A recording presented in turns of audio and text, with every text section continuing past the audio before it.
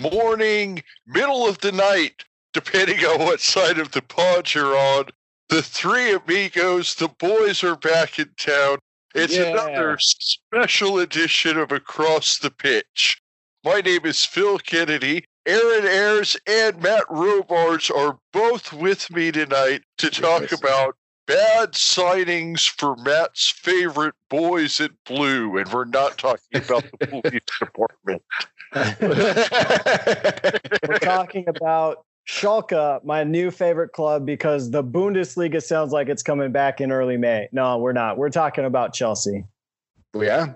Oh, man, you had me all, really? I was all ready to get my Bundesliga jokes over here. Damn it. I mean, we could talk Schalke. It wouldn't make sense with the rest of the pods in this episode or in this, this series that we're doing on the worst signings of the decade. But yeah, we could.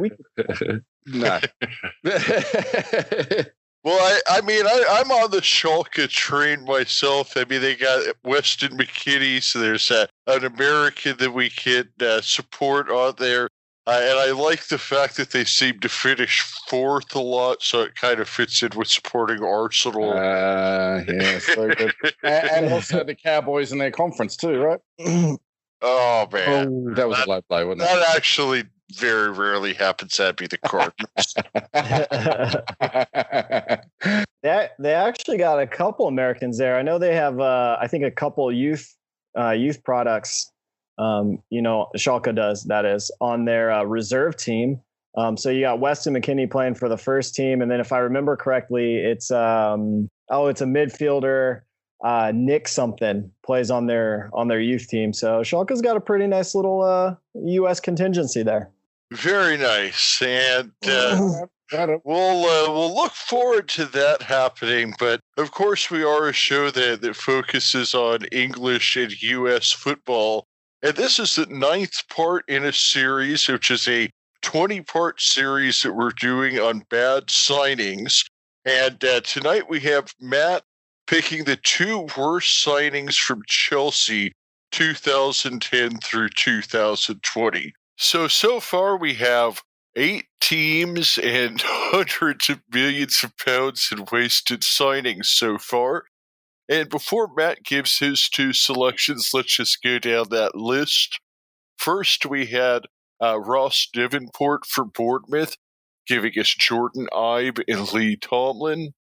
Then we had David Walker, Man City, with Wilfried Bony and Aliquim Mongola. For Burnley, we had Tony Robinson with Ben Gibson and Lucas Jukowicz. Man United, we had Greg with Angel Di Maria and Bebe. For the Spurs, we had Jay with Roberto Soldado and Vincent Janssen. Ian Evans came on for Everton and gave us Sandro Ramirez and Omar Diassi. Cal Williams, voice of Minnesota United, he came on for Aston Villa, gave us Carlos Sanchez and Jolien Lescott. And most recently, we had Daryl Grove come on from the Total Soccer Show, and he gave us the Wolves signings, Jamie O'Hara and Roger Johnson. Matt, so you had told me that it was a bit of a struggle wading through all of the bad signings. It wasn't that you had trouble finding 2, it was that you had trouble finding just 2. Yeah, I think, any Chelsea fan knows from 2010 to really 2020, we got into what's been called, the loan army. Where we buy footballers, we buy young guys, whether that's youth team players, and then, they spend a lot of years out on loan. And so that was kind of a business model Chelsea had going, buy them young, loan them out, increase their value and sell them off. And so as I was looking through this list of transfers in and out, I really had to just make some conscious decisions of, I'm not going to go with, a guy like Yossi Benayoun. Maybe you guys remember him. I do, yeah. An Israeli footballer. We bought him for $5 million in July of 2010, but we didn't. I mean, it's $5 million in 2010. That's probably a bigger sum of money than now. But $5 million, we sold him on for a little bit, but I thought, you know what, I can't go with a guy like that. Did he go to Newcastle after that? I think it was. He kind of jumped all over around, and I think we sold him to a club in Israel, if I remember correctly. But yeah, he jumped around, played in Newcastle, Liverpool, I believe. Yeah, I think you're right there. Yeah, he was just kind of a journeyman, man. And I also didn't throw guys like Lukaku in there, Romelu Lukaku. We did buy him for $18 million in August of 2011. He made a handful of appearances for the club, but then we sold him on for a nice profit. So I didn't include guys like that. But I think I picked two guys here, kind of spread a little bit throughout the decade. They're both from the latter part, but I think I got two good people here. Two bad, good picks. Yeah. That's what I was going to say. two good picks of bad players, of bad business, I'll say. So the way we've been doing these is we've been starting off by having the first selection be your straight through to the first round proper. So who's your straight through to the first round proper, bar none, worst signing for Chelsea? Yeah, so this is a guy who was bought. I think we'll get to some honorable mentions later, and one of my honorable mentions will probably be just a whole transfer season, a whole transfer window. But in 2017. That transfer window, July, August, Chelsea spent a lot of money, not wisely. And we got this guy from Leicester, a midfielder. We brought him in thinking that, maybe he'll pair well with N'Golo Kante. They did it together at Leicester. They won a title there. And so for $41.69 million, so this is, I'm talking dollars, U.S. currency, we bought Danny Drinkwater from Leicester City. Now listen to these stats from Leicester City. 218 appearances, 15 goals, 23 assists. He played over 17,000 minutes. He partnered with N'Golo Kante in the midfield. They had this great union there that year they won the Premier League. And so this kind of seems like maybe a good move for Chelsea. The problem is his market value in August of 2017 when we bought him was $9.9 million. So maybe you're not good at, I'm not good at math, but $41 million is a lot more than $9 million. Is it? Hang on, just let me count that up there. Hang on a second. Yeah. It's a little bit more. On top of that, he has only made 23 appearances for the club. He scored one goal, which was by far one of the best goals of that season. It came in a it wasn't an exactly a tough game. We didn't need the goal to make the victory, to win. It was a 5-0 win over Stoke City. But it was a great goal. After that, he had a couple loans. But here's really the big kicker. When Maurizio Sarri took over for the 2018-19 season, he made no league appearances. In fact, his only appearance in all competitions during that season was in the FA Community Shield against Manchester City in August of 2018. So not only did we overpay for this player, but then he just sat for an entire year and just collected a paycheck. So for me, it's got to be Danny Drinkwater.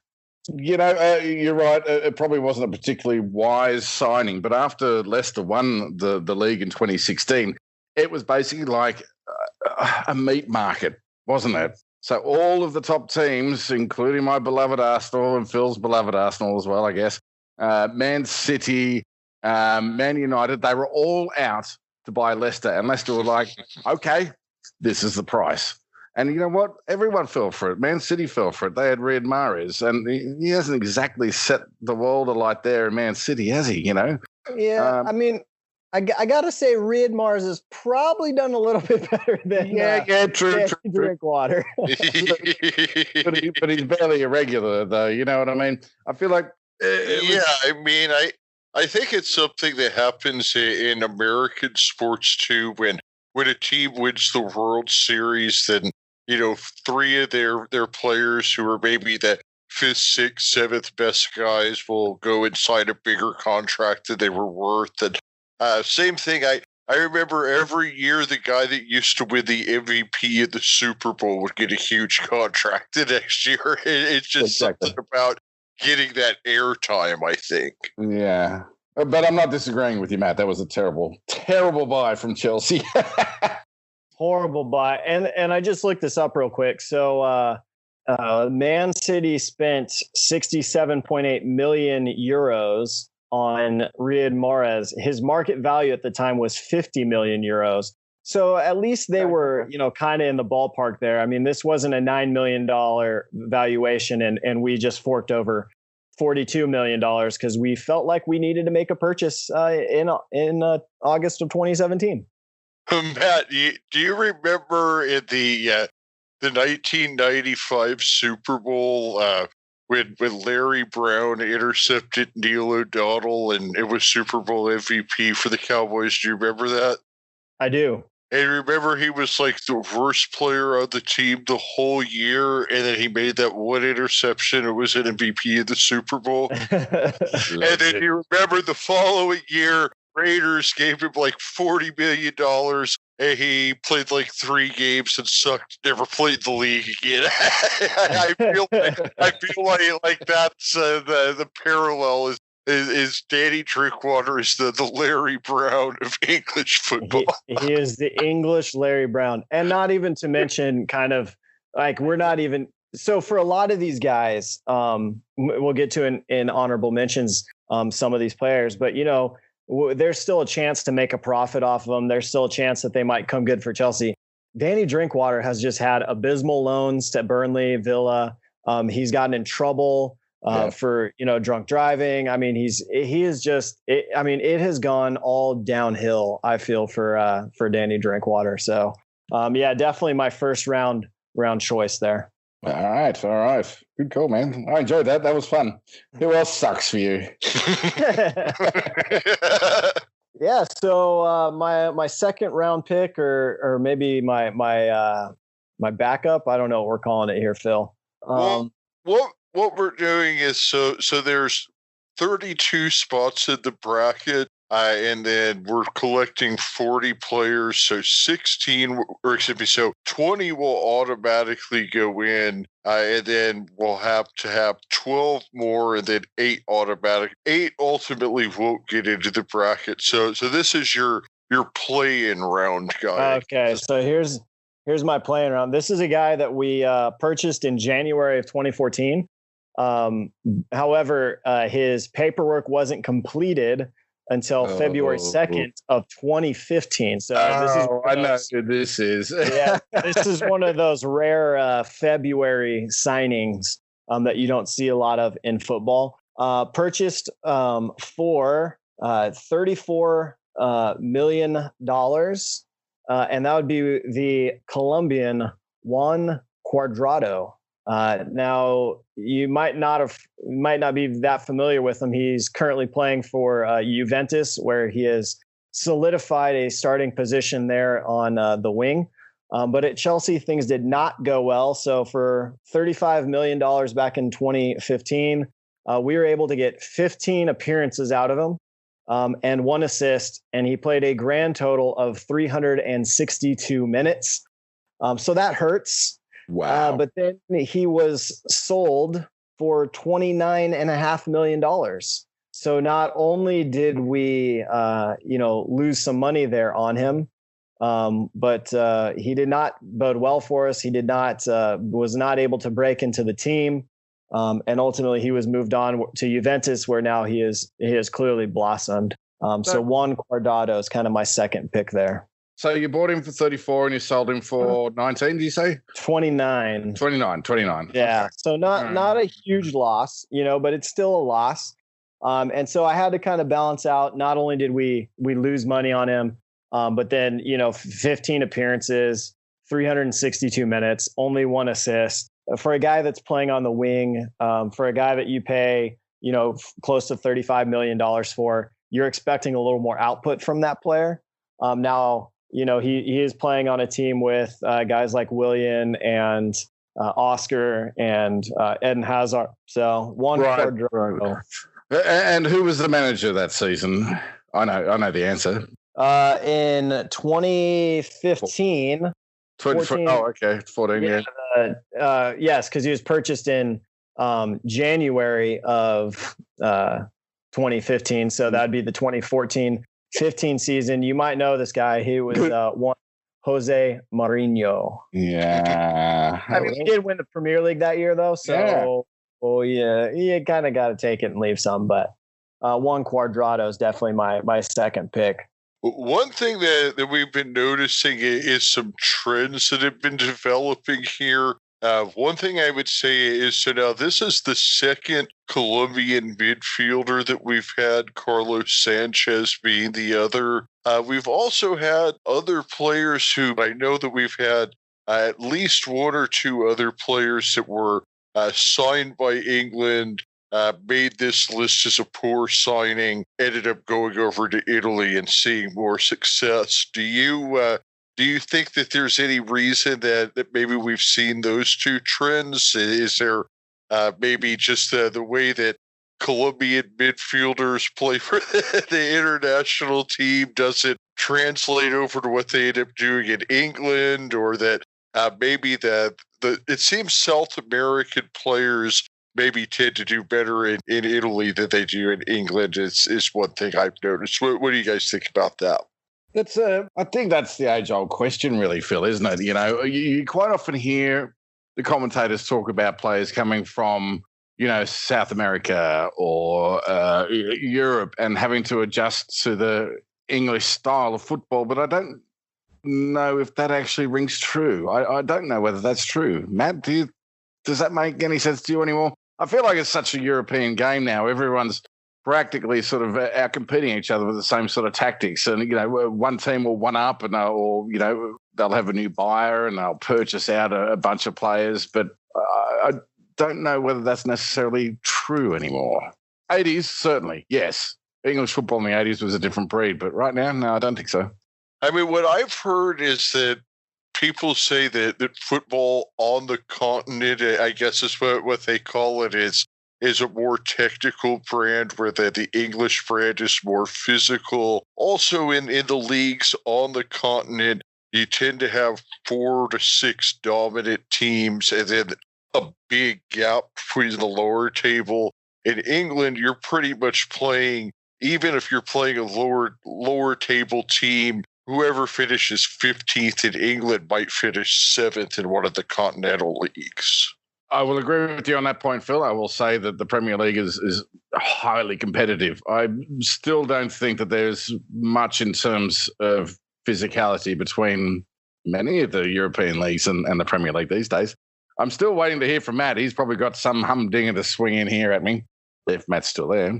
Yeah, I think a couple of things here. I think we saw kind of this uptick in the purchase of Colombians because of the 2014 World Cup. They had such a good showing there, yes. And that secured like a move for Jaime Rodriguez to go to Real Madrid. And so, when a country, especially a South American country, performs well at the World Cup, I think you see teams around the world kind of looking at players and saying, okay, who could we get here? But I do think there's a difference. I think the difference between leagues, while it might not be obvious to just the casual watcher, I think you can see it in the style of play. England is fast, man, and you hear guys talk about it all the time. And then you put in so going back to Juan Cuadrado, here in January of 2014, he's playing in Fiorentina in Italy. And then within a couple of days, it's okay. Now you're moving to London, and so now he has to fly out there, and he's maybe staying at a hotel or apartment or whatever. His family's still in Italy. They're trying to work on moving. So not only is there that personal life kind of upheaval with at the drop of really maybe a hat, if you don't know too much, that you're all of a sudden having to go and move to another country. And then, getting to know the players and the people. And maybe you don't speak the language well. And so I think there is a time where players have to get used to the environment. Yes. Playing in London. And, we've seen it all the time. You got guys that come from, playing in Spain or Portugal, and they go play in England, up north or especially. And all of a sudden it's like, oh man, this is, it's a different culture. It's a different climate. You're right. You get those brisk. I mean, imagine going from Italy or Spain or Portugal to England in the winter. Well, okay. You know what? I've done this. I have gone from an Australian winter to go and live in England. This is back in like 2002. And I was sitting on the beach one day, and the next day I was on the plane, and the next day I was in England, and that was quite nice. They had what they termed an Indian summer. But I can tell you, within about 2 weeks of that, it was dark and it was grey, and it gets to you, man. It's not just necessarily about the legs; it's a whole adjustment. And I speak the language. You're right, Matt. It's a foreign world over there, even for someone who is so close to, in terms of culturally, so close to the UK. It's very, very different. And you know what? Bournemouth is probably is as best as it gets there. And I've been there in some pretty shitty days. You go north to places like Manchester and Newcastle. That's tough. It's tough going. It's hard to get yourself motivated. I know this. So I don't think the game's so different, Matt. You're 100% spot on. It is that cultural shift. And for those guys from South America, Colombia, yeah, that's got to be hard.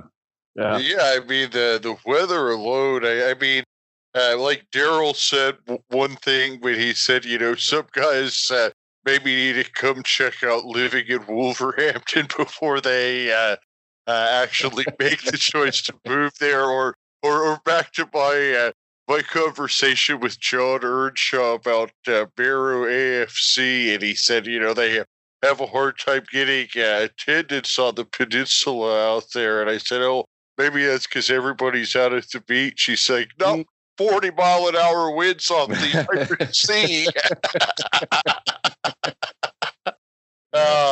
So yeah, it's just, that might be a thing. It's like, I watch, we watch games here. It's 110 Fahrenheit, and then I'm okay with that. I watch these games in England when it's 40 degrees, pouring rain, and I'm just like, I couldn't do that. Well, Josh Cook told me of a thing called a football jacket that English football fans have. I guess if you attend games, you have a special jacket that's called your football jacket. So, I mean, that tells you something. If you're moving from Spain or Colombia, you probably don't have a football jacket in your wardrobe. Yeah. All right. So for those of us who do metric or Celsius even, it's 4.5 degrees is 40 degrees Fahrenheit. That's chilly. It's chilly for sure. It's a bit miserable. I think that the worst part is the rain. It sort of soaks into your bones at that sort of temperature, And yeah, man, you need your football jacket. Well, even American football players that regularly play in snow, if you have many times in interviews, American football players are asked, would you rather play in the rain or the snow? 100% of them say I'd rather play in the snow. Rain is worse. And that's not even a sport where you're playing the ball on the ground. Really? Why is that? Just out of curiosity, why is that? Well, just because snow just kind of falls and sits there. You don't just have like pouring, drenching in your face and slippery, and you can't hold on to the ball. And if you're walking, if it's cold out, I mean, if it's below, say, 50 degrees Fahrenheit out, and it's raining hard, and it's windy, and it's coming at you, that's worse than snow. I mean, maybe if you're in some kind of blizzard or something, but, a standard snowstorm or standing in just that pouring, driving rain, which is the only kind they have in England, it's just miserable. You might be onto something there. Yeah. But yeah, going back to your question, I think Matt actually gave me a right site there. Like he just actually took me down. I don't know whether you heard this, but he said, for those casual watchers of the game. But also it's probably got to do with, you're right, the strength of the league and the competitiveness of it. But I swear to God, that weather, it certainly takes a toll on those foreign players when they arrive. Yeah, it has to, man. I mean, again, and then just I don't know how much time necessarily a footballer has before he realizes, oh, okay, I've been sold. You read stuff of or hear stories of, people finding out they got traded, in American sports via Twitter. And right. So if it's the same over there, then all of a sudden, like, oh, here I am playing in England, and now I got to go play in Portugal. And yeah, so maybe. I mean, it's got to be tough on that, but they're also paid very well to put up with that. So I'm not really that mad at them, Suck it up, Matt, one other thing that you mentioned in there that kind of brought us back to what we were talking about with the first thing was the 2014 Colombia World Cup run, and a lot of players getting signed because of that. That's that whole Super Bowl MVP syndrome all over again in itself. Right. Yep. Hey, so Matt, you had some honorable mentions, I believe. I want to hear these. Yeah, I had a couple honorable mentions. So we could just run through these. One is that I was thinking of, and the reason I didn't choose this guy was pretty much just because of the amount of the initial money spent on him, and then what we sold him for. There are a couple loans in there I couldn't find, how much the loan fee was. One of those ones, right? Undisclosed. Yes. But okay. I mean, the way it works typically is when a player is loaned out, the parent club is paid a loan fee, and then there's an agreement over percentage of wages taken on by each club. So I'm assuming some money was recouped. But this is the German Messi, Marco Marin. You guys might remember him. He was dubbed the German Messi by media. And so I don't know if that was that and that alone that prompted a move to Chelsea. But things did not go well for him at Chelsea in the slightest. 16 appearances, 395 minutes played. He would go on loan multiple times. And now he plies his trade, I believe, at Red Star. Nope, I'm sorry. He got transferred from there. He is playing at Al Hilal Jeddah, which is Saudi Arabia. Saudi Arabian League. So the German Messi went and took his talent to Saudi Arabia. Well, there you have it. So I had him. And then my final honorable mention is just the 2017 summer transfer window. In that time, we spent $157 million. One of those was Danny Drinkwater. But let me just run you through this next list. Timu Bakayoko, we bought him for $40 million from Monaco, where he is currently on loan.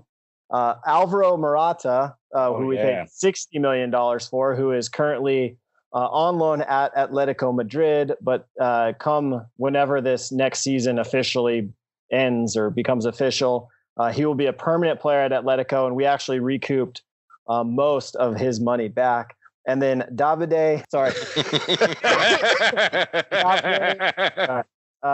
finally Davide Zappacosta, who we spent $22 million, who has been loaned out and is currently recovering from a severe knee injury. So just not a good summer there. I didn't choose some of those guys because, like I said, Morata, we've recouped most of his money. Zappacosta, we could move on for, really close to what we paid for him. And then Timu Bakayoko, Monaco does have an option to buy, which would recoup a lot of the money that we spent on him, but he could at 25 still turn out to be a player for Chelsea. So I had to leave him off. Sure. Fair enough. Yeah. Some of these guys, if the book isn't closed, it's kind of hard to say. So Arran, you're going to be doing the Arsenal picks here for part 10. And, I'm excited. I know I heard some preliminary guys from you. I'm excited to hear who you settle on and whether we have a great debate or not. But I do have to mention here before we wrap up that in our Everton episode, I did have to concede one of our great arguments that we've had for ever since we started the show. Arran, you were right. Iwobi sucks. Thank you, man. I appreciate that. Alex Iwobi, yeah. He did show promise. He did initially show promise. I remember when they signed him, when was that, like 2016, I think it was. He did. He looked great. He had some poise. He would make runs into the box, but then he would just crap the bed, basically. And he continued to do this. And I have no explanation for this. And when we sold him off to Everton, I thought, well, actually, he's not going to be one of our worst signings because we made a profit. Sorry, Everton. Yeah, they spent $27 million on him, and he didn't even make their 2 worst signings list. So that's Oh dear. Yeah, I do. I've been researching the Arsenal stuff. I was hoping I could have some friends along to join me, but unfortunately they're not able to join us due to previous engagements. But I think I'm going to be quite controversial with my choices, and it's not going to be who you think it's going to be, Phil. It ought to be fun. Yeah, it's going to be great. All right, guys. Well, this will be, like I said, this will be part 9, and then we'll have part 10 coming up with Arsenal, and that will be half the Premier League and just probably like $500 million in waste of pounds by the time we get through this. Have a good night, everybody. Thank you. Great. Thanks, guys. Cheers, bud. Cheers.